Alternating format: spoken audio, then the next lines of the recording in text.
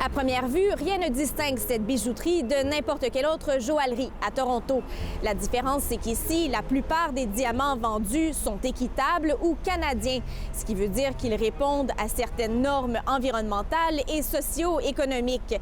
Et bien que la Russie soit le plus important producteur de diamants au monde, vous ne trouverez pas ici de diamants russes. Une offre qui plaît de plus en plus à la clientèle, surtout depuis le début de la guerre en Ukraine. Il y a certainement des clients qui viennent nous voir qui disent « je ne veux absolument pas avoir des diamants russes ». Avec la guerre, ça a aidé les gens à réaliser que les diamants sont vraiment connectés à la politique et que c'est très important de savoir où nos matériaux viennent. Avec près de 30 des exportations mondiales, la Russie est le plus important fournisseur de diamants au monde. La quasi-totalité de sa production vient du géant minier Alrosa, une entreprise détenue en partie par l'État russe et dont les revenus liés à la vente de diamants ont totalisé plus de 4 milliards de dollars en 2021. Depuis le début de la guerre en Ukraine, des pays comme le Canada et les États-Unis ont annoncé des sanctions envers Alrosa et son président, Sergei Ivanov. Et certains des plus grands bijoutiers du monde, comme Tiffany & Co. et Chopard, se sont engagés à ne plus acheter de diamants russes.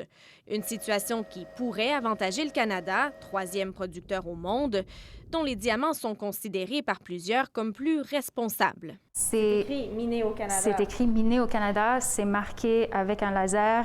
Il y a un numéro spécifique à sept diamants. Et même si nos standards ne sont pas parfaits au Canada, au moins c'est quelque chose.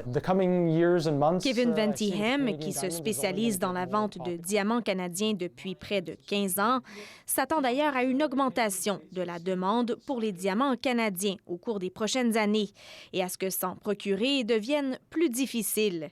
Il ajoute que le Canada s'est doté d'outils comme le code de conduite sur les diamants canadiens pour garantir l'authenticité de ces diamants et leur permettre de se démarquer sur le marché, ce que peu de pays ont fait, selon lui.